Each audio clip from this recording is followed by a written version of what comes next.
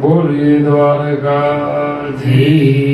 की जय, दान महाराज की जय, आपा गिगानी जय, विश्वनाथनी जय, गेविनाथ बापानी जय, जय जय सीताराम। ओम नमः पार्वती पति हर हर महादेव। આજે દાનેવ આશ્રમ શરણાશ્રમમાં જેમનો વર્ષો પહેલા ન ભૂલતો હોય તો આજથી 7-8 વર્ષ પહેલા આપણે રામેશ્વરદાસ બાપુની રામકથા કરી.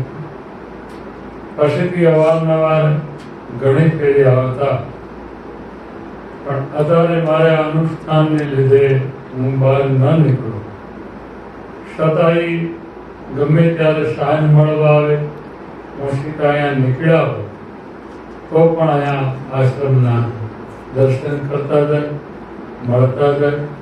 કંઈક સાધુના પ્રેમી હોય, સાધુના વિચારો હોય, એ સાધુ તરફ ખેંચીને લાવતા હોય. એવા અમારે રામેશ્વરદાસ બાપુ હરિયાણી, તેના જીવનમાં મેં જોયું છે કે 3 વસ્તુ તો મારી નજર સામે દેખાય. મેં કથા કર્યા પછી તે પણ પહેલા, એક તો એનો આદર ભાવ અને વિવેક, એ સંપૂર્ણ જે રામાયણમાં લખેલો છે એ જ પ્રમાણે છે. બીજું કે કોઈ જાતની દંભ નહીં, કોઈ જાતનું પાખંડપણું નહીં, અને એકદમ સાધુનું સંતાન. જેમ ગુલાબનું ફૂલ કેમ ખીલ્યું એમ કાંઈ ખીલતા રહે. અને ત્રીજું કે જે ના તો વર્ષો પછી કથા પૂરી થઈ છતાં એક ધારો નિભાવી રાખ્યો, એને આજે લાખ લાખ પ્રણામ, સાધુવાદ દેવું પડે. તો રામેશ્વરદાસ બાપુ પધાર્યા છે. નોરતાનો આજે 5મો કે 7મો દિવસ છે, અને એની અંદર અત્યારે આવ્યા ત્યારે મારે ભક્તિ, અનુષ્ઠાન અને ગુરુ વિશે એમની ભાષામાં કંઈક સાંભળો. મને પણ એમ લાગે કે સાધુની સાથે સાધુ રહે અને સત્સંગ જ કરે, અને ગધેડા સાથે ગધેડા બેહો પાકા પાટી આવે. એવા રામેશ્વર બાપુને કહું કે આપ અમને આ જ્ઞાન વિશે, ગુરુ વિશે અને અનુષ્ઠાન વિશે આપને જે અનુકૂળતા લાગે એ વાત કરો. એટલું કે જય સિયારામ, જય દાનમાં.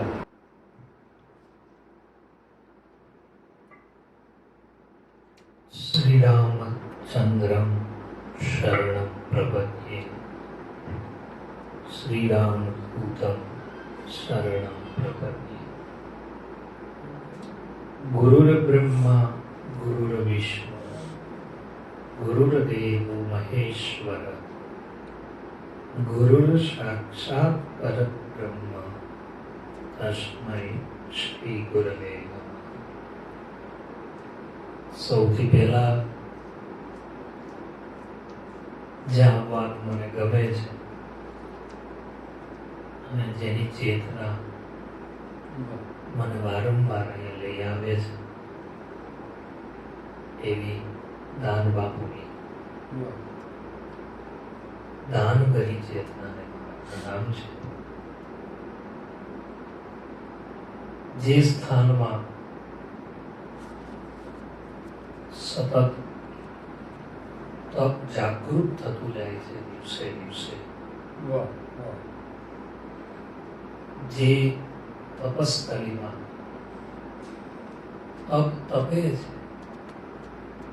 એવી આ તપેલી તપસ્વી ભૂમિને મારા પ્રણામ છે. શારદીય નવરાત્રિ ચાલી રહ્યા છે.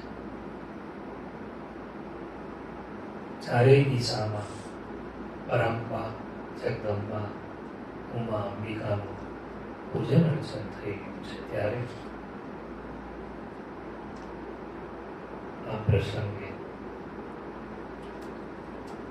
આપણી મૂળ ચેતના જે પરંપરાના કારણે ધરતી પર છે એવા આપણા માતૃશ્રી બાને પણ આ નવરાત્રિના જગદંબા સ્વરૂપ નોરતામાં એમની ચેતનાને પણ પ્રણામ કરું છું. આપ મારા વિશે બોલો, હું તમારા વિશે બોલું, એ સહજ નાતો છે, નિસ્વાર્થ નાતો છે. અને નાતો ત્યાં જ ટકે જ્યાં નિસ્વાર્થ પણ હોય, સંબંધ ત્યાં જ ટકે જ્યાં માગણી હોય. ત્યાં સંબંધ બહુ લાંબો ટકે નહીં, જ્યાં લાગણીઓ હોય ત્યાં સંબંધ ટકતો હોય છે. અને મારો અને આપનો નાતો એ કેવલ વ્યાસપીઠનો નાતો છે, કેવલ સત્સંગનો નાતો છે. મારા ગુરુના શબ્દો તમારા ગુરુ સાંભળે, તમારા ગુરુના શબ્દો મારા ગુરુ સાંભળે, કોઈના કોઈ ચેતના રૂપે એ સંબંધનો નાતો છે. એટલે પરમ પૂજ્ય સહજ મૂર્તિ નેહરુ બાપુના ચરણોમાં પણ પ્રણામ છે. સોશિયલ મીડિયાના માધ્યમથી દાન મહારાજની આખી ઉજળી પરંપરા, સેવક સમુદાય અને મંદિરના સૌ સેવા કરતા સૌ હરિભક્તજનોને મારા પ્રણામ છે. આપનું અનુષ્ઠાન એ કેવલ અનુષ્ઠાન નથી, આપનું તપ એ કેવલ તપ નથી. લોકો વાતો કર્યા કરશે કે પૂજ્ય નેહરુ બાપુ 2 વર્ષ તપમાં બેઠા છે, પૂજ્ય બાપુ 2 વર્ષ સાધના કરવાના છે. પણ હું જે સમજો છું મારી નાની ઉંમરમાં કે કોઈ ચેતનાએ તકો માર્યો છે, કે ગેપ ન પડી જાય. અમે કર્યું છે, હવે આપ એ પીઠ ઉપર છો, આપ કરો અને આપ આવનારી પેઢીમાં કંઈક આપ પ્રેરણા આપો. હું તો દેહાણની દરેક જગ્યાના હું નાનો પડું કહેવા માટે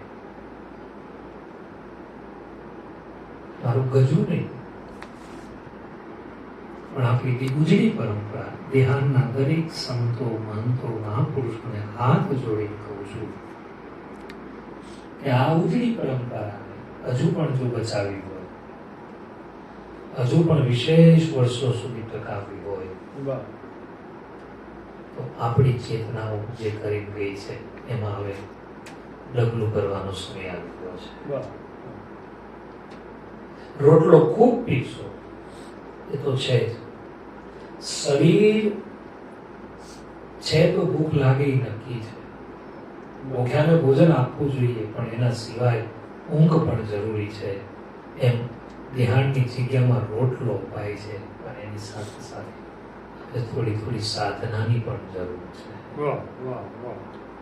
રોટલાને કોઈ એના વિશે કોઈ આમ બોલી નહીં શકે, પણ હવે મૂળ પુરુષો જે કરી ગયા હતા, મૂળ પુરુષે રોટલો આપ્યો છે અને સાધના કરી છે. હવે આપણે એવો સમય આવ્યો છે કે રોટલાની સાથે સાથે સાધના પણ કરવી પડશે. સાધનાથી ફાયદો શું થશે? આપણે ફાયદાનો બહુ વિચારીએ છીએ. હું ઘણી વાર કહ્યા કરું કે ભજન કરવાથી ખબર નહીં આપણે કેટલા હોશિયાર બનીએ, મને ખબર નથી, પણ એટલી તો વાત નક્કી છે કે ગાંડા તો નહીં બનીએ. સાધના છે માણસને સ્થિર કરવા માટે છે, અને જ્યાં સુધી સ્થિરતા ન આવે ત્યાં સુધી પોતાને તો તકલીફ છે, પણ ગુરુને તકલીફ પડે છે. ભલે એની ચેતના આપણી વચ્ચે, હા ઘણા કહે કે શરીરથી નથી, પણ છતાં એ ચેતના તો છે, એ તો સ્વીકારીએ છીએ ને આપણે કે હું જે કરું છું એ મારા ગુરુની ચેતના કરાવે છે. તો ચેતનાને શું અનુકૂળ છે ને શું અનુકૂળ નથી એનો પહેલો ખ્યાલ આવે, એનું નામ સાધના છે. પહેલા તો ગુરુને ઓળખવાની જરૂર છે. ગુરુ એટલે શું? કેવલ ચરણના ચાંદલા કરી ચરણ ધોઈ નાખવા અથવા તો ચરણ પ્રક્ષાલન કરી લેવું એ ગુરુની સેવા છે. કેવલ તમારી પાસે સંપત્તિ હોય એટલે ગુરુના ચરણમાં મૂકી દેવી, આ ગુરુ સેવા છે અથવા તો ગુરુ છે? એ બધું લૌકિક છે, અલૌકિક ક્રિયાઓ છે. ગુરુની અલૌકિક ક્રિયા કઈ છે? કે જેમાં પોતાનું કલ્યાણ થાય અને સમાજનું કલ્યાણ થાય એવું કોઈ કર્મ કરવામાં આવે, એ ગુરુની અલૌકિક ક્રિયા છે. વાહ વાહ. ખબર ન પડે. નીરુ બાપુ તપ કરે છે, સાધના કરે છે, અનુષ્ઠાન કરે છે. એ લૌકિક ક્રિયામાં એવું છે કે નીરુ બાપુ કરે છે, નહીં. એ દાન બાપુ સ્વયં આવી કરે છે. બાકી નીરુ બાપુનું શું ગજવું છે? નીરુ બાપુ કેટલી તાકાત ધરાવે છે એ હું તમે કહી શકીએ, પણ નીરુ બાપુ કેટલું ભજન કરશે એ કોઈ કહેવાનું તત્વ હોય તો એ કેવળ અને કેવળ આપણા મહાપુરુષોની ચેતના છે. નીરુ બાપુ કેટલી સંપત્તિ ધરાવે છે એની ગણતરી હું તમે કરી શકીએ, પણ નીરુ બાપુ કેટલું ભજન કર્યું છે અને કરવાના છે એ કોઈ બતાવી શકનાર કોઈ તત્વ હોય તો એ કેવળ અને કેવળ એ મહાપુરુષ, ચેતન પુરુષ, એ દિવ્ય પુરુષ છે. સાધના, અનુષ્ઠાન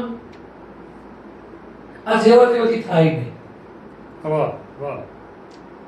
અને કોઈ કે હું કરી નાખું તો માની પણ ન લેવું. કદાચ મારું બોલવામાં અતિશય શક્તિ થતી હોય, સોશિયલ મીડિયાના કારણે હજારો સંતો મહંતો પણ સાંભળતા હશે, માફી ચાહું છું બધાની હાથ જોડી.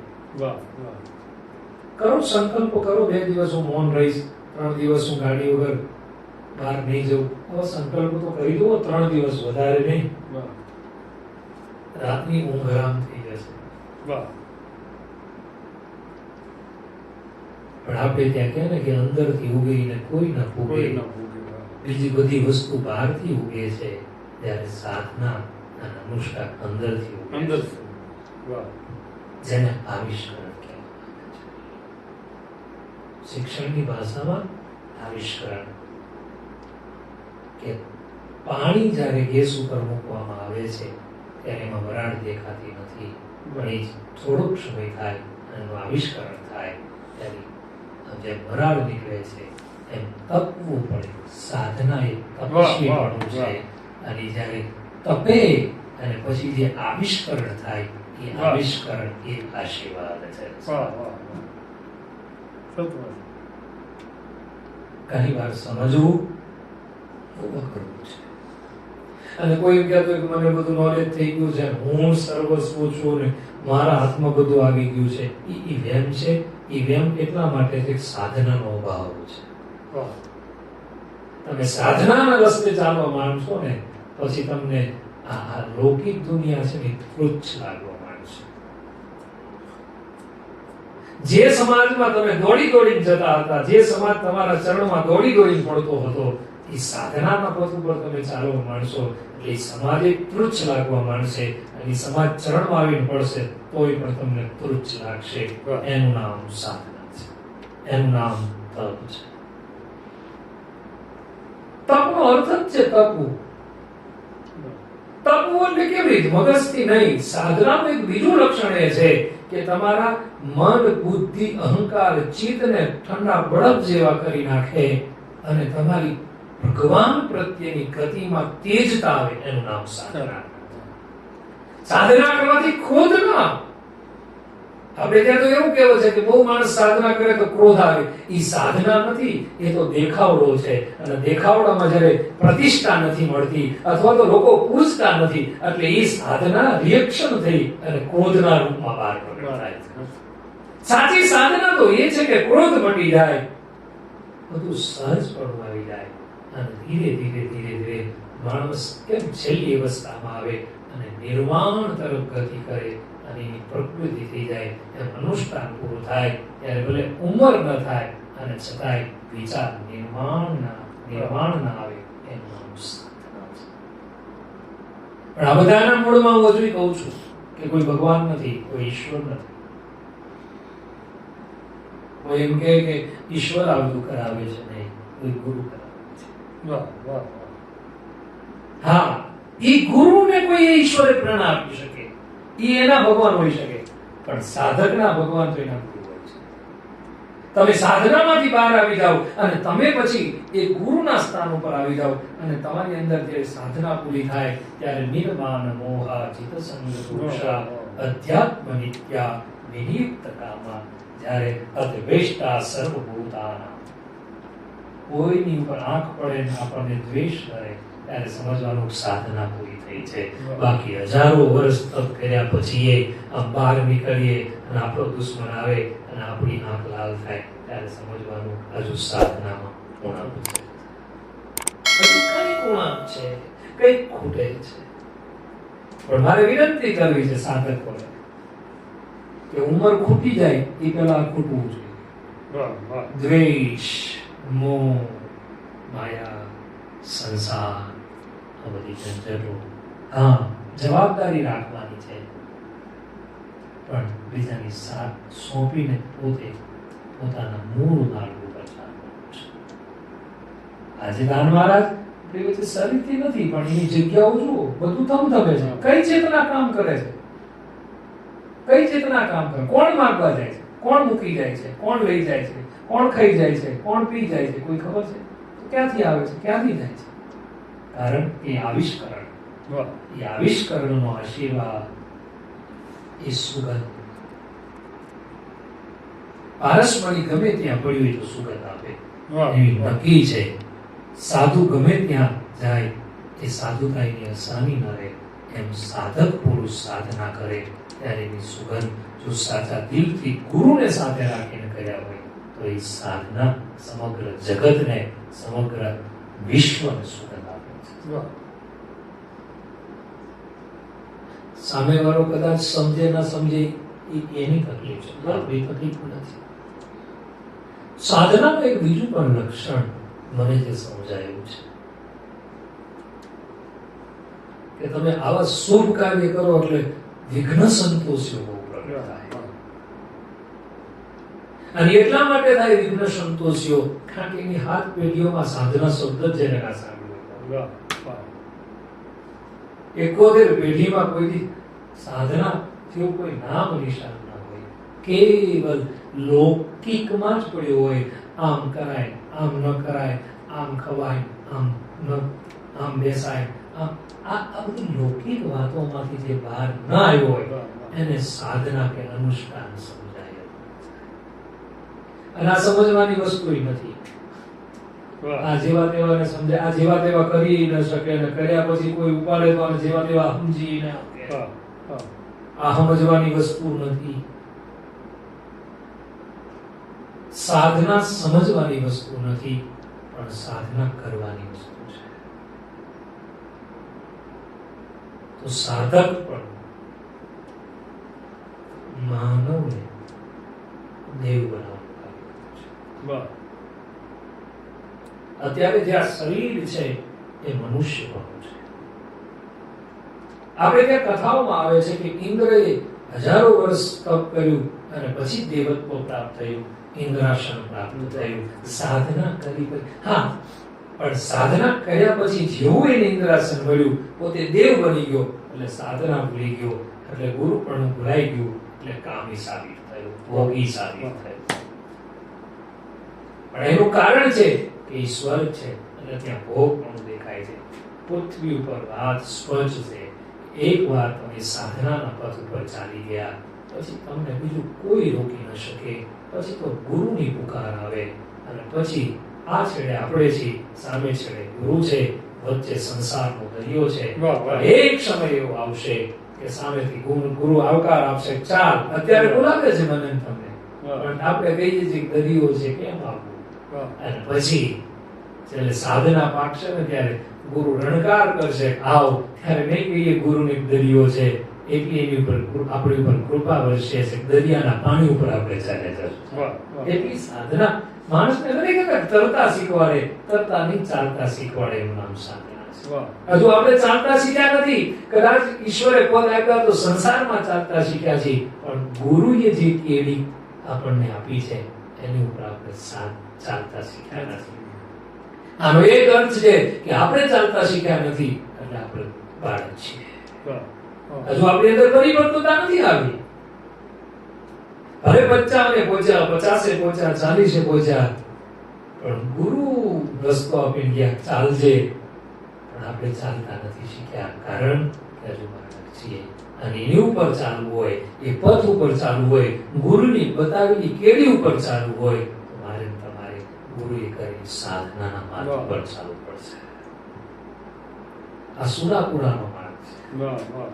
અહીંયા જેવા તેવાનું ગજું, અને પછી સાધના કરો એટલે વાદ વિવાદ ને તર્કો વિતર્કો બધું થવા. ડાયા માણસો જ આ બધું કરે, બધા તો સાચી પણ આ સાચી મજા તો છે ને આ સાધનાઓની અભણ અને ઘોડા જ લઈ શકે. બહુ ભણેલા ગણેલા તો તર્ક વિતર્ક કરે, અને બહુ તર્ક વિતર્ક કરે એટલે પહોંચે ને એટલે છીકી ખીકી કરીને હાથ કરીને જતા રહે. વાહ.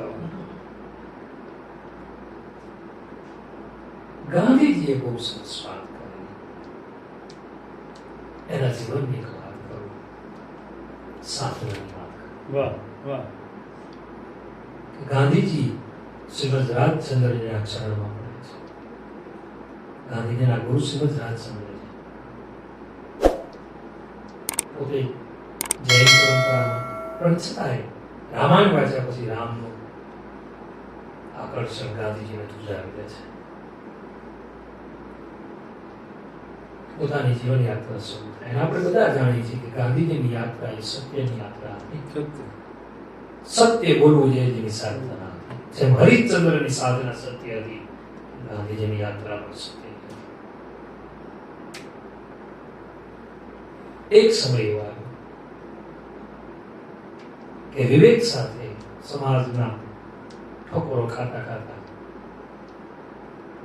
એક જ વસ્તુ બોલતા, રામ સત્ય છે, ઈશ્વર સત્ય છે, પરમેશ્વર સત્ય છે, ભગવંત સત્ય છે, આટલું જ બોલતા. અને પછી દરરોજ પ્રાર્થના કરતા, સાયંકાલે વૈષ્ણવ જન તો તેને કહીએ, પીડ પઢાઈ જે જાણે, પર દુઃખે ઉપકાર કરે તો માન અભિમાન ના રે, વૈષ્ણવ જન તો તેને. બધાને એક જ વાત કરતા કે ઈશ્વર સત્ય છે, ઈશ્વર સત્ય છે, ઈશ્વર સત્ય છે. વર્ષો સુધી ચાલ્યું છે ઘટના. અને છેલ્લી અવસ્થા એ છે, દેશ આઝાદ થઈ ગયા પછી ઘટના છે. એક દિવસ બીમાર પડે છે, પથારીમાં કુશિકા પર હાથનું પીટો થઈ સુતા છે. ગુરુ યાદ આવે છે.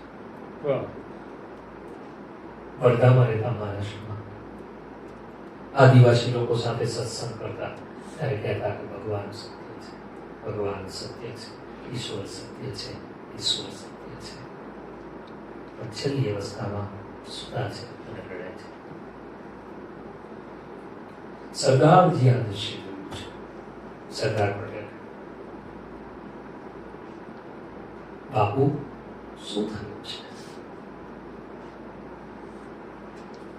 કે બસ ગુરુ કૃપાથી આજ કંઈક સમજાયું છે કે શું કંઈક એવું છે કે મારાથી એક મોટો અપરાધ થઈ ગયો છે. બાપુ તમારાથી અપરાધ કરે, તમે તો સત્યના ઉપાસક છો, ક્યારેય જિંદગીમાં અસત્ય બોલ્યા નથી, હું અને તમારાથી કોઈ અપરાધ થઈ ગયો છે? હા, એ એક સમાજને ખોટો સંદેશ આપ્યો છે. બાપુ શું વાત કરો છો? અને એ 25-30 વર્ષથી ખોટો સંદેશ આપો છો. તો બાપુ એવો શું ખોટો સંદેશ અપાઈ ગયો કે હું આખી જિંદગી બોલતો આવ્યો છું કે ભગવાન સત્ય છે, ભગવાન સત્ય છે, ઈશ્વર સત્ય છે. સરદાર પટેલે કીધું કે બાપુ એમાં ખોટું શું છે? ભગવાન સત્ય છે, ઈશ્વર સત્ય છે, એમાં તમે ખોટું શું કરી નાખ્યું? અને ત્યારે ગાંધીએ રડતા રડતા કીધું કે વીજળીના ચમકારે મોતીડા પરો, મારું સત્ય પાક્યું આજે, આજે મને ચમકારો થયો. ગુરુ આમ ચમકારાની જેમ આયા, એને કીધું કે બેટા ભગવાન સત્ય નથી, સત્ય જ ભગવાન છે. ઈશ્વર સત્ય નથી, પણ તારું સત્ય તારા માટે ઈશ્વર છે. આખી જિંદગી મેં એમ કીધું કે ભગવાન સત્ય છે, પણ એ 30 વર્ષના 40 વર્ષના સત્યના આધારે મને હવે ખબર પડી કે ભગવાન સત્ય નહીં, પણ સત્ય જ ભગવાન છે. એટલે જ્યાં સત્ય છે એ જ ભગવાન છે, જ્યાં સત્ય છે તે જ ગુરુ છે, અને જ્યાં સત્ય છે ત્યાં જ સાધના છે. ટૂંકમાં સાધના પણ સત્ય હોવી જોઈએ. વાહ વાહ, સાધના પણ સત્ય હોવી જોઈએ. વાહ. તમે સાધનાને સત્ય બનાવવાનો પ્રયત્ન કરો એ બરાબર છે, પણ સાધના સત્ય હોવી જોઈએ, અને એ સાધનાનું સત્ય આવિષ્કરણ પણ સત્ય હોવું જોઈએ. એટલે વાત એ કરતો હતો કે સાધના સ્ત્રીલિંગ શબ્દ છે, પરાંબા છે, જગદંબા છે, માતૃ શક્તિ છે, માતૃ શક્તિ, જન્મ દેનારી છે. અને કોઈ એમ કહેતું હોય કે માં વગર ન ચાલે, ભલે જેને સંસાર છોડી દીધો ને સાધુ બની ગયા, એ સાધના કરવા માટે સાધના એ જ માં છે ખરેખર. આપણને એમ છે કે હું સાધના કરું છું, પણ બધાએ સમજી લેવાની જરૂર છે કે સાધના રૂપી માના ખોળામાં મારે તમારે આરોગ્ય ત્યારે સાધના પરિપક્વ થાય, એ આશીર્વાદ આપે ત્યારે ગુરુ રાજી થાય. એટલે સાધના માતૃત્વ છે, સાધના જ શક્તિ છે, સાધના જ પરાંબા છે. સાધના આંગળી પણ વાહ વાહ વાહ. એ જાગૃત હોવી જોઈએ, સભાનતા વાળી હોવી જોઈએ. સાધનામાં મમત્વ ન હોવું જોઈએ, ક્ષમત્વ હોવું જોઈએ, ક્ષમતા વાળી હોવી જોઈએ. ઘણી વાર સાધના મમત્વના કારણે થઈ જાય કે મમત્વ આવશે તો હું કરું એ જ અજ્ઞાનતા. પણ ક્ષમત્વ વાળી હશે, ક્ષમતા વાળી હશે તો લાગશે મારા ગુરુની ક્ષમતા છે. બીજું સાધના જડ પણ ન હોવી જોઈએ, પ્રવાહિત હોવી જોઈએ.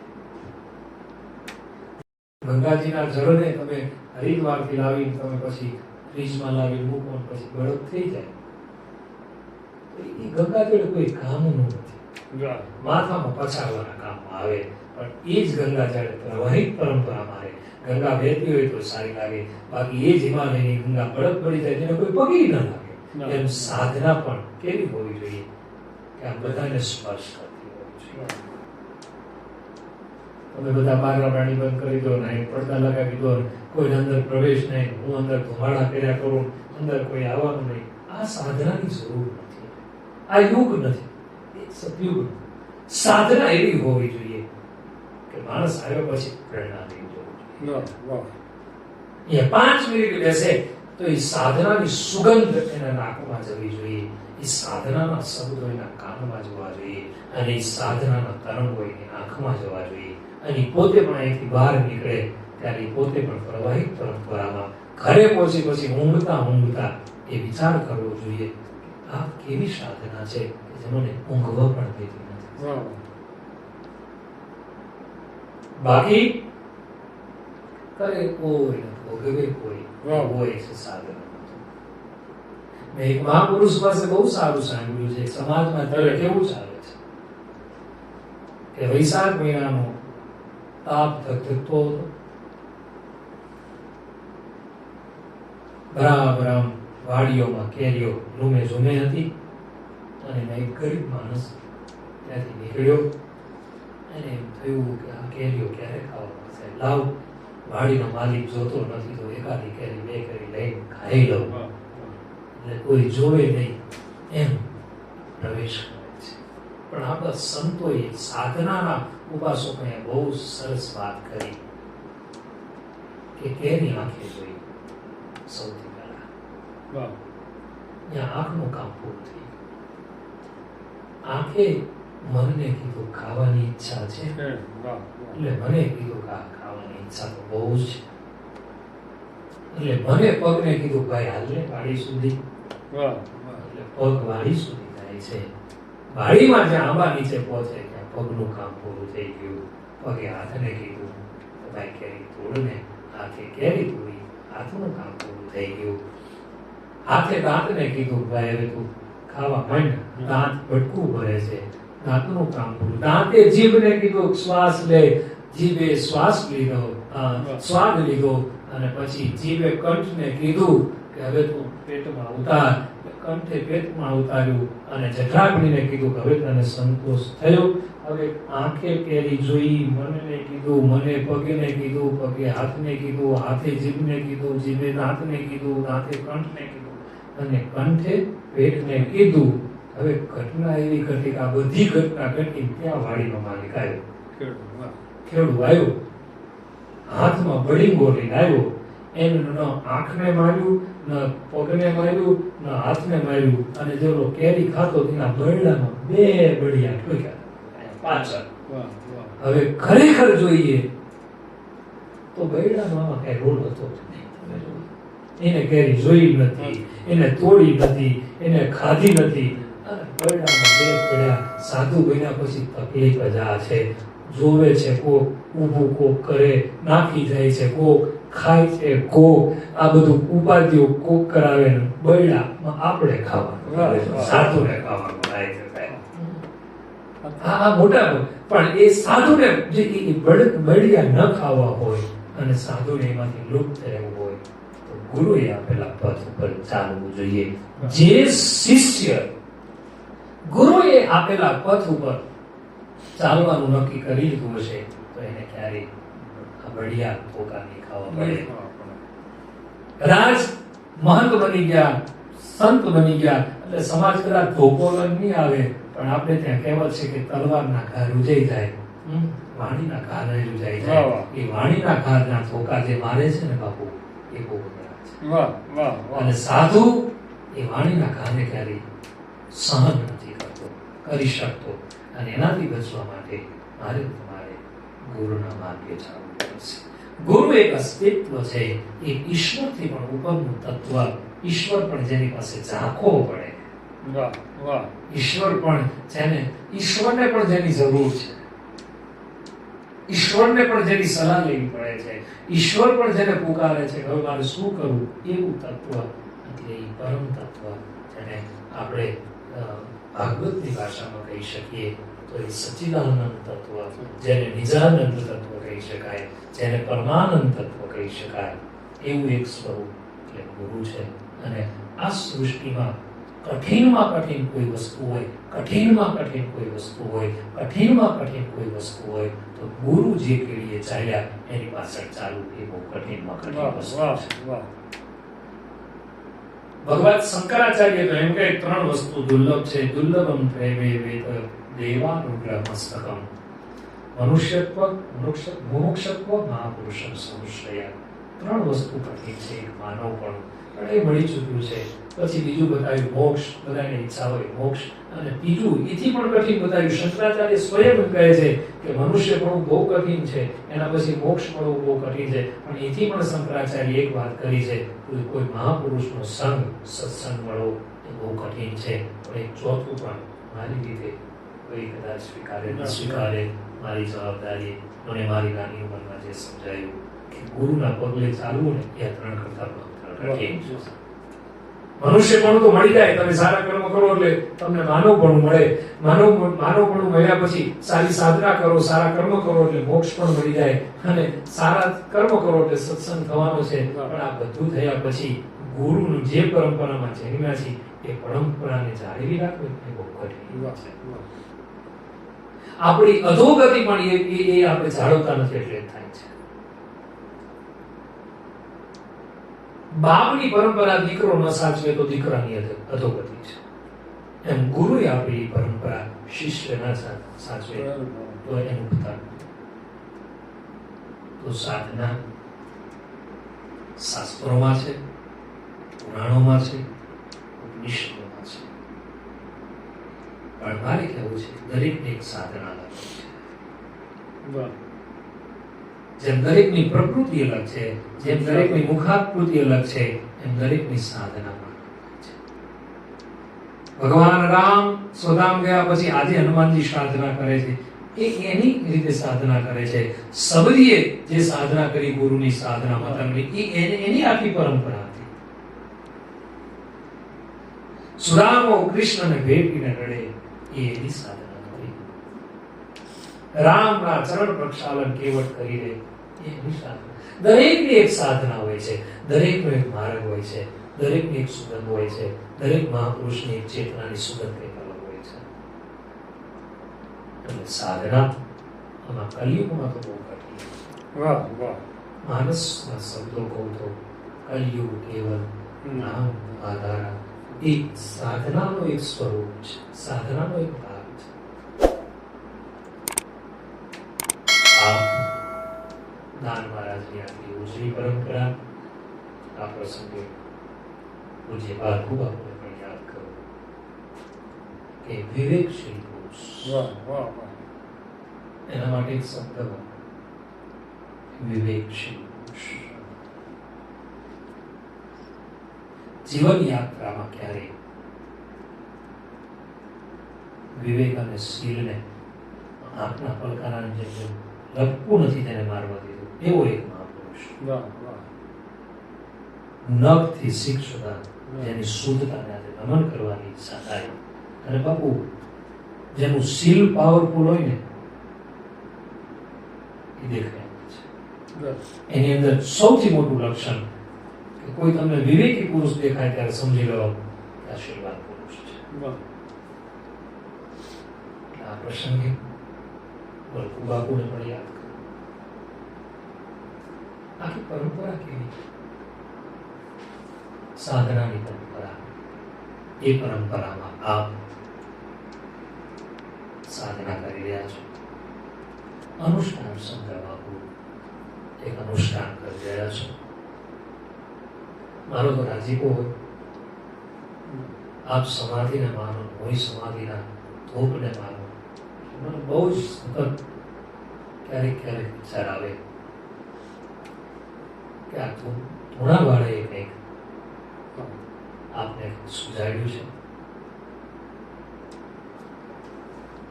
કેવલ તારા કલ્યાણ માટે નહીં, પણ આવનારી પેઢીઓના 500 વર્ષ સુધી કઈ ન થાય એના માટે અનુષ્ઠાન હોય છે. ખૂબ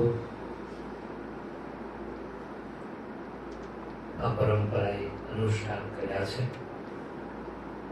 આપ પણ કરો છો. આવનારી પેઢી પણ આ જ પરંપરામાં ચાલે. આ ગુરુ પરંપરા સેવક સમુદાયને પણ આ સાધના પ્રકાશિત કરે અને એને ચમક આપે. કઈ ચમક? વિચારોની ચમક, દ્રષ્ટિની ચમક, શ્રવણની ચમક, કર્મની ચમક. માણસ કર્મ શુદ્ધ કરે, સાત્વિક કરે એ જ પ્રાર્થના. સાઉસાથી નીકળું ત્યારે દાન મહારાજની ચેતના તો મને બોલાવે, પણ હવે આપનું અનુષ્ઠાન પણ મને વધારે અહીંયા ખેંચી લાવે છે. વિશેષ આપને પુનઃ આપના તપને, આ તપેલી તપસ્થલીને, ગુરુની ઉજળી પરંપરાને પ્રણામ કરું છું. આપનું અનુષ્ઠાન જ્યારે પણ પૂર્ણ થાય મારા જેવાની પણ એક સામાન્ય વ્યક્તિની પણ કંઈ ખાલી આહુતિ મને પણ અર્પણ કરવાનો એક અવસર મળશે. મારી શક્તિ ભક્તિ પ્રમાણે અમે પણ તમારી સાથે જોડાઈ અને આ પાવન તપસ્થલીને વધારે ને વધારે વેગવંતી થાય એ પ્રાર્થના પુનઃ સૌ સેવક સમુદાય, લઘુ મહંત બાપુ, આપનું સત્ય, આપની ઉજળી પરંપરા, નવરાત્રિના દિવસો છે ત્યારે આપની અંદર જે પિતાશ્રી અને માતાશ્રીનું રક્ત સતત દોડી રહ્યું છે એ બંને મહાપુરુષને હું વંદન કરી આપ સૌની નામ સાથે આ તપસ્યામાં તપ થતું રહે અને અમે અવારનવાર દર્શને આવતા રહીએ એ જ પ્રાર્થના સાથે દાન મહારાજની ચેતનાને પ્રણામ કરી આપ સૌને પ્રણામ સાથે જય સિયા